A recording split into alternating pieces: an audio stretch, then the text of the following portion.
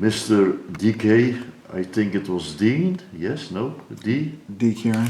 Okay. D. Kieran, that's my name, but it's HARRELL. DK. Welcome in Holland, welcome. You're this year on the poster of Moulin Blues. Oh, wow. It's a great honor for us to have you here in Holland live, but it's not the only festival. You also go to OSPEL. Yes, sir. On the Mississippi Festival. In Ghent, yes. And the R&B night in, I think it was Groningen. Yeah. And then we have the Grolish. Grolish, the great festival in Holland. We have that festival as well. And then we have Blues Peel. And Banana Peel Blues and Jazz Club as well. Banana Peel is also a little bit from here, yes. Okay, very nice to have you in Holland. I did my homework right, I suppose, so I have to dig in your past and in your environment to find out who is DK HARRELL. Yes, sir. First thing I found, for his roots you have to dig in Louisiana. Yes, sir. Yes, in Ruston. Ruston, Louisiana. Yeah. As a teenager you teach yourself guitar. I got inspired to play guitar by John Lee Hooker. Yeah. From watching the film Blues Brothers with Dan Aykroyd and John Belushi. Yeah. And they had a scene of John Lee Hooker playing on Maxwell Street in Chicago. And I said, I want to play guitar. And I was about 13 years old. Yeah. One of your great, I think, influences is Mr. B.B. King. Yes, sir. Mr. When I hear you playing on guitar, you can feel somewhere B.B. King, I think. Well, he was a very big influence on my playing. I actually got a chance to meet him January 19th of 2013. And you could play also on his one of his Lucille guitars? Yes, sir. In 2019, I went to the B.B. King Symposium, which celebrates B.B. And they brought out one of the custom-made Lucilles that Gibson made when he opened the B.B. King Museum. And I think at the time only 4 or 3 people had played it. B.B., Cab Mo, Ray Neal, and then I was the 4th person. Number 4, Mr. HARRELL. Mr. HARRELL. Okay, it's great. Yes, but what makes the man B.B. King so important for you or so? Well, B.B. of course is a very big influence on people musically. Yeah. But of course people who have known him as a person off the stage, very personal. Mm-hmm. He was always seen as a very nice and charming man and very loving and caring. And I feel like as people in the world, we need more love and care than hate. So I always try to use that influence from B.B. to be really genuine with the people and actually care and love. Okay, great. Another thing that you want to do is to preserve the traditional blues. Yes.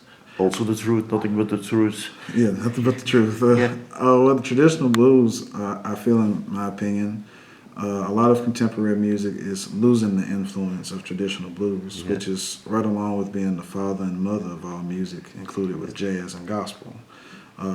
Just like, of course, in Europe you have Beethoven and Bach and everyone who are these founders of music. So we need to keep the mother of all music, especially in the States, relevant. Great. Besides blues singer and guitarist, are there more items that we have to know about Mr. HARRELL? Well, musically, not private, but... No, let's see, musically? Did I forget something? Yes. Yes, I used to play blues harmonica.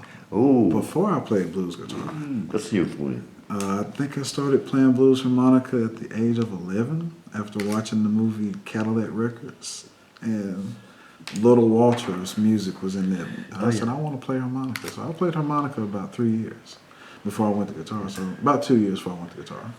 I also got on an article with the next text on the front. HARRELL is the emerging blues artist of the moment. Yes, sir. What makes you what we call so hot, so wanted? Hot. Yes, hot. Wanted and emerging. Yeah. Oh well, in the United States, there are not many young people that play blues. Yeah. Especially in the African American community. So for me to be seen as an emerging artist and also nominated for a Emerging Artist Blues Music Award is overwhelming, because it's just not common for young black men to play the blues. So I guess that's what makes me special. Yeah. Who will be with you on stage this evening or this afternoon? Yes. The musicians are? They are Dan Isbell, Dr. Dan Isbell on trumpet, Doctor of Music. Yeah. You have Russ Bryant, our music director on saxophone. You have Brandon Boom Boom Jackson on drums.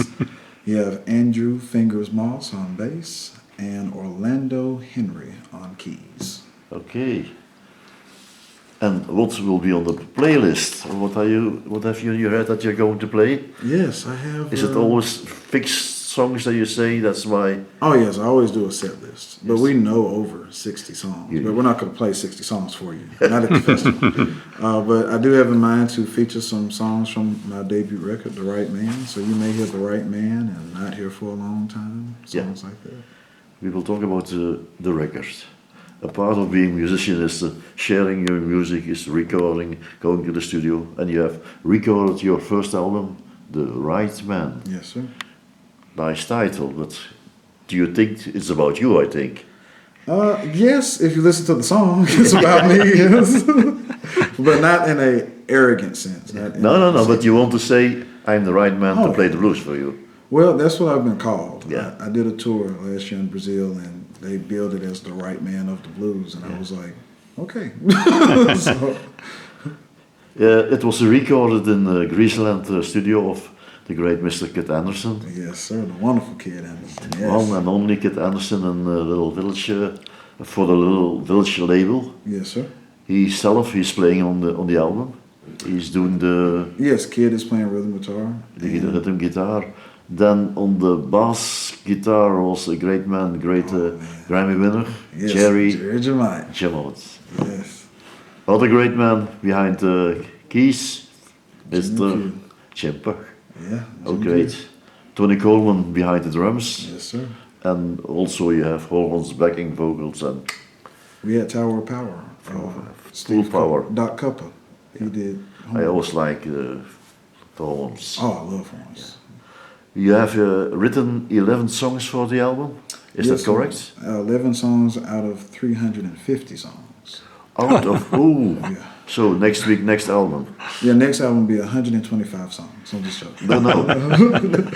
The next album will have some more originals. Yes. Why did you choose for these 11 songs? Because you have such an amount, so that's, Well, it must be difficult, I think. It was very difficult because we actually sat in the studio and went through 3 of my songbooks and so we didn't go through all 3. We just chose one and just chose a few, and so we're just doing a little at a time. So yeah, it Blues was songs difficult.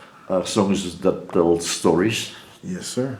Your songs, about what are the songs? Which kind of stories? Man, I tell stories about life. Yeah. All around life. It's your personal. Oh yes, very personal, especially The Right Man. That young lady cheated on me and she hurt my little heart. And I said, you know what? You're gonna be crying one day saying that you wronged the right man. So you got to make it personal. That's how you relate to the people. One of the songs, no, 2 of the songs are called "Not Here for a Long Time." Yes, sir. Are you going to leave us? You have a part. You have a part 1 and a part 2. When I saw that, Well, of course, part 2 is the instrumental to Yeah. celebrate the musicians. but the title. Oh yeah, the not- title. Not, It's not sad. It's more of a, how can I put it? It's more of cheering people on to live their life to the fullest. Because life is short. I mean, just yesterday you were 20-something years This- old, and now you're the age that you are. it's not a dark song. No. I That's, understand. it's happy. So okay. Very happy. I tell it to people who are next to me this evening. That's not a dark song. No, it's fun. You said you have enough songs so we can expect a second album and maybe yeah. We actually started working on the second album in September. You have time enough because you are wanted on everywhere in Europe. I guess we'll just have to see. Yeah, you have more plans in the future. That you, Of course. We actually have 2 more tours. I think in late June we come to Europe, and then all of July to early August we are in Europe. We're doing the Totten Blues Festival, North Sea Jazz Festival, Edmonton Blues Festival. We're doing a lot of festivals. One question I must ask you: why did you want to become a musician? Music, Why not a barman or the pizza boy who runs? and I do like pizza. Is it, do you think that you are destined to become one? Actually, yes. As the last couple of years, yes, because I was homeless 2 years ago. A Oh, lot of people don't know that. I was homeless all of 2022, and you didn't have work. No, I tried everywhere. I was applying for but even small jobs. you were still playing. And still Yeah. playing, and I didn't have many shows, and normal jobs, I guess you can say, would not hire me. So I said, well, maybe this is what I'm supposed to do. And a year later, I'm in Lucerne, Switzerland. So the Lord works in mysterious ways. Put it that way. That's new. I'm blessed. Very blessed. I have some general question to finish our interview. First of all, what's a typical day when you don't play music? You have such days that you say, today I can go and have a walk in the park or go to sit somewhere to drink a coffee. No, because I love playing and I love music so much that when I'm not on the road, when I'm not on tour, I'm very upset. I like being around people and playing music. Never a moment to go out fishing or no? I want to be on the road. Oh. If I could do 340 something days a year, I would. Do you have also a bucket list, a list with Oh, yes. open items that you surely once, when, I don't know, want to do? I would like to, before I leave this world, I would like to play for prime ministers and for queens and kings and presidents. And not in an arrogant sense, but just to say, I play for royalty. Because you want to talk with them, or that you want? Well, you never know. If I could talk with politicians, I would tell them, hey, no more wars, more music. Put together more festivals and put money toward instruments and kids' education, not towards weapons. Yeah. We don't need that. We got enough of it. We've had it for years. We don't need it. What was the best advice that someone gave you? The best advice I've ever gotten was from B.B. King when I met him. Yeah. He said, son, the best thing you can be is be yourself. He said, if you be yourself, you'll be all right. And I was bullied when I was younger for my weight and how I look. And so after having that experience with him, my confidence started to raise. And I'm not arrogant, I'm not conceited, I just enjoy my life to the fullest because it's mine. It's nobody else's, it's mine. So I'd rather be happy than sad. How do you see the future? Growing as a musician? Oh, yeah. Staying musician? Oh, yes, yeah. Sir. I believe highly that I'm going to be doing this until my last day. Okay, I have a last question. You're a young musician, okay, but do you think that by being a musician that you become a better person or a different person? Well, I can't really say yes or no because everyone is different. Yeah. And we have heard of musicians battling substance abuse or being abusive to other people. So I can't really speak for everyone, but for myself, it has made me a better person because I've noticed with playing music, I have met beautiful people who want to see me succeed and want the best for me. So yes, it does change you in a positive way if you let it. Okay, Mr. Harrell, that were my questions. We thank you again for what we always say, the roots time. Thank you for being in Holland, and I'm sure that the show will be great this evening. Thank you so much for having me. Thank you.